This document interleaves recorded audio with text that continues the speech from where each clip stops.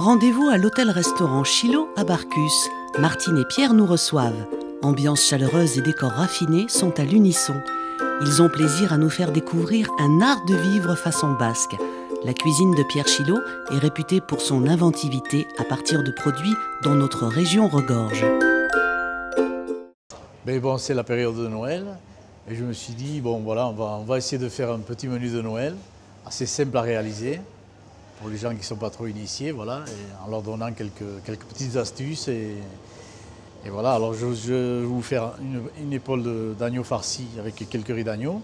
Ensuite, on va vous faire un foie gras et un petit dessert, voilà.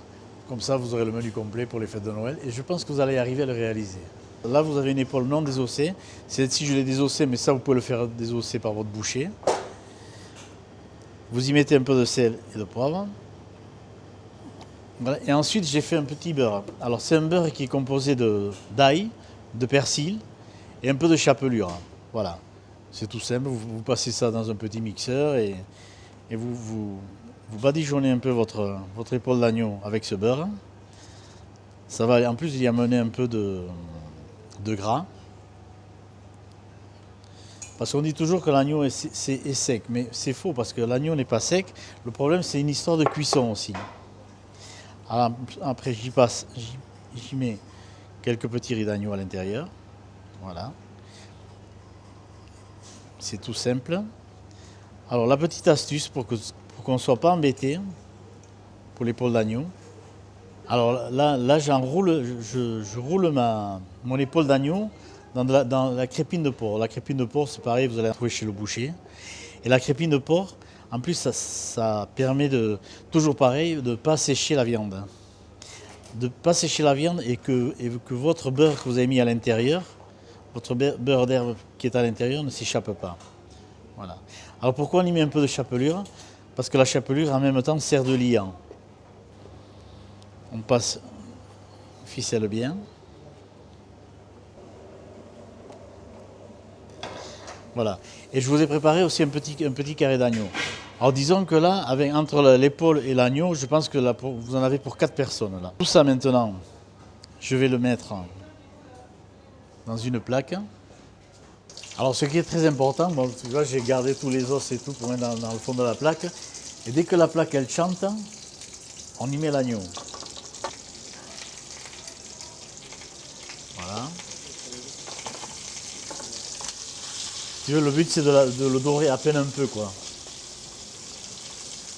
Mais il faut absolument qu'avant de le passer au four, il faut que ça chante. Je vais le passer au four à 180 degrés pendant, disons, 15-16 minutes. Bon, alors tu vois, avec l'agneau, on va faire juste une garniture, on va faire une pomme de terre au lard. Une pomme de terre au lard, c'est tout simple. Voilà. Tu incises un peu la pomme de terre. Pas jusqu'en bas. Hein. Ici, je talonne à peine un peu pour qu'elle ne tombe pas. Et ensuite, je mets une tranche de lard dans chaque intervalle. Alors toujours le même problème, c'est que à chaque fois qu'on met du lard, c'est pour que ça ne soit pas trop sec, quoi.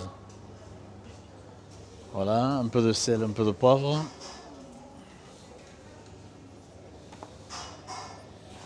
Voilà, vous y mettez un peu de graisse de canard dessus. Et vous passez ça au four 25 minutes. Bon voilà, nos 16 minutes sont passées. Maintenant, on va sortir notre agneau du four. Voilà. Alors l'idéal, c'est qu'il ait une coloration assez pas trop noire, mais enfin, brun foncé. Voilà, j'ai mes ingrédients, mes légumes pour mon agneau. Maintenant, je vais faire le dressage de l'agneau qui aura passé entre 16 et 15-16 minutes. Ça dépend alors tout ça dépend de la grosseur de l'agneau, parce qu'il y a des agneaux qui sont peut-être un peu plus petits. Alors bon, ça, si vous avez un petit thermomètre à la maison, vous piquez votre agneau, s'il a 47-48 degrés, c'est l'idéal. Il faut qu'il soit arrosé, c'est là que c'est l'idéal, parce qu'après c'est trop sec. Ça, c'est le problème de toutes les viandes blanches.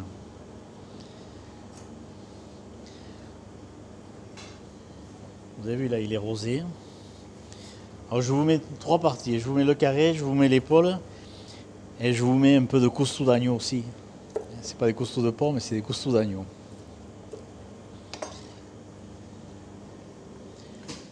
C'est comme les pommes de terre, c'est très facile à faire. Voilà. Je vais vous mettre 2 petites carottes pourpres.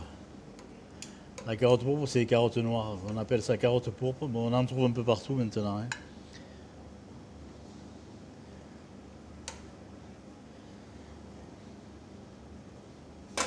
Voilà, puis bon, pour donner un peu de couleur, comme c'est les fêtes, hein, on va prendre. Ça, c'est de la betterave, shogia. Mais pour qu'on garde les couleurs, il faut qu'elle reste toujours rouge. Et non, il faut la servir crue. Bon, ça, c'est le jus d'agneau que j'ai fait avec la cuisson de l'agneau. Alors, il faut des jus toujours assez légers. C'est pas des jus, c'est juste déglacé avec de l'eau. C'est la plaque de cuisson qui est déglacée avec un peu d'eau. Et on termine avec un peu de ciboulette hachée. Alors on va vous préparer un foie gras au naturel. Alors tout d'abord, il faut prendre un beau lobe de foie gras, environ 600 grammes. Et on va le déveiner pour enlever toutes les veines à l'intérieur, pour ne pas avoir des petits morceaux à la dégustation qui sont désagréables. Alors on prend d'abord le lobe, on le sépare en deux. On a un petit lobe et un grand lobe. On sépare en deux. Voilà, de chaque côté. Ensuite, dans tous les lobes de foie gras, c'est toujours la même chose. Il y a toujours une veine centrale qui part après, qui s'étend. Donc on fait une petite incision au départ et on écarte en suivant les veines. Voilà, tout simplement. Par contre, il faut avoir un foie gras qui soit à température. Faut le sortir un petit peu à l'avance du frigo, sinon c'est plus difficile à travailler. Donc on passe une pointe de couteau délicatement en suivant bien les veines. Voilà. On récupère les veines et on pousse tout doucement. Voilà, comme ça. On soulève la veine là, et on tire délicatement dessus. Voilà. Alors ce foie gras, il vient de Barcus, de la ferme Uartia, qui est un très très très bon foie gras. Et on en fait régulièrement ici, nous, soit en naturel, soit aussi on le fait. On a fait une petite variante cette année, on a fait un peu fumé à la sure de café. Et donc c'est un peu original, ça change un petit peu. Mais là, nous, on va vous le faire au naturel. Donc maintenant, on se retrouve avec un foie gras qui est déveiné et qu'on va pouvoir assaisonner. Alors on assaisonne en général à 10 grammes de sel au kilo et 5 grammes de poivre au kilo. Et nous, on rajoute un peu de poivre concassé. Voilà. Bon là, j'ai pas pesé, je vous l'ai fait... mais si vous voulez être précis, c'est 10 grammes de sel et 5 grammes de poivre. Ensuite, on reconstitue le... Je vais d'abord saler aussi l'autre face.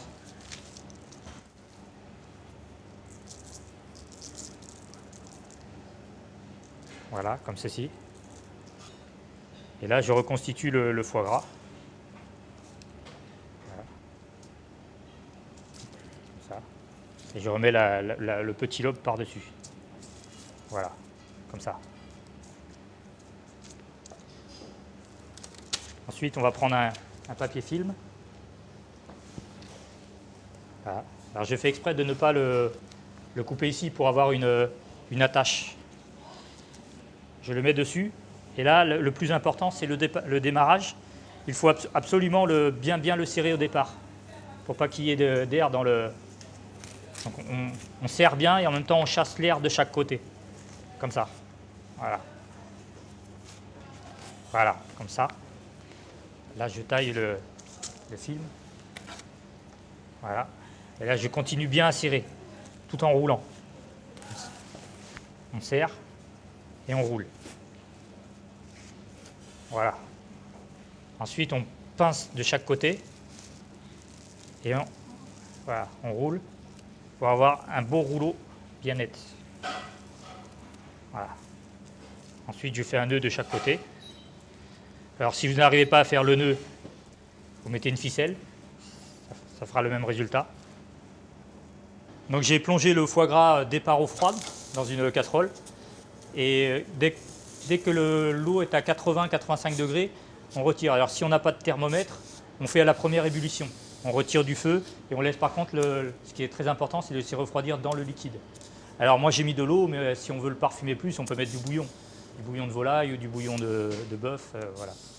Donc voilà ce que ça donne à peu près le lendemain ou le surlendemain, comme vous voulez. Un beau rouleau avec alors la graisse, soit vous la laissez, soit vous l'enlevez. Moi je trouve que de la laisser, ça donne un petit peu de cachet, c'est plus joli. Ensuite on taille des tranches. Alors je laisse volontairement le film pour tailler, c'est plus facile. Par contre, oui, un couteau bien chaud, trempé dans l'eau bien chaude. Et surtout, pensez à bien enlever le film. Voilà. Et ensuite, pour le dressage, on a préparé un petit caramel de patcharan. C'est uniquement du patcharan réduit comme un sirop, en fait. Donc ça fait voilà, comme un sirop.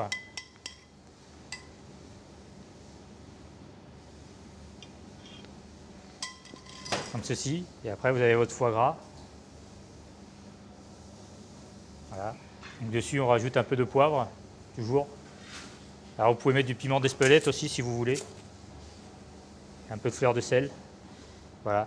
Alors après, on peut agrémenter comme on veut avec une petite salade, des croûtons, ce qu'on veut, c'est suivant ce que vous aimez, quoi. Donc je vais vous préparer un petit dessert maison, comme on aime bien pour voilà, les fêtes. Donc pour ça, je suis partie sur les fruits exotiques.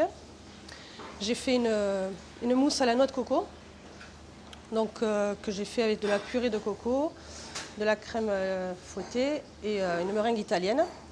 Je les ai moulés dans des petits moules et ensuite je les ai rassemblés pour donner ceci.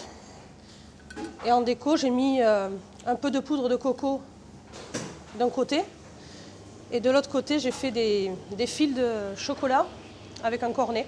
J'ai fait fondre du chocolat avec un cornet et j'ai décoré comme ça pour amener un peu de croquant à cette mousse. Ensuite, j'aime bien marier la noix de coco avec l'ananas. Donc j'ai caramélisé des ananas frais avec du sucre. Je les ai flambés au rhum. Voilà. Donc l'ananas va aussi ramener un peu de sucre à la noix de coco. Parce que c'est un dessert qui est vraiment pas trop sucré. On fait attention de nos jours à faire des desserts plus doux, moins sucrés.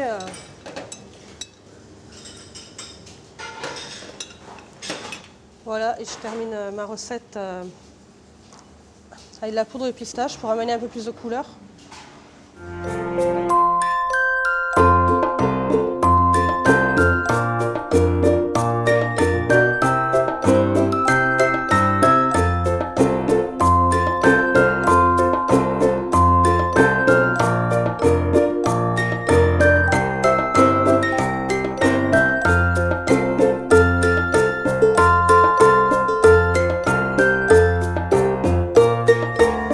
Bon, je souhaite de très bonnes fêtes à Chibero Televista et à tous ses auditeurs.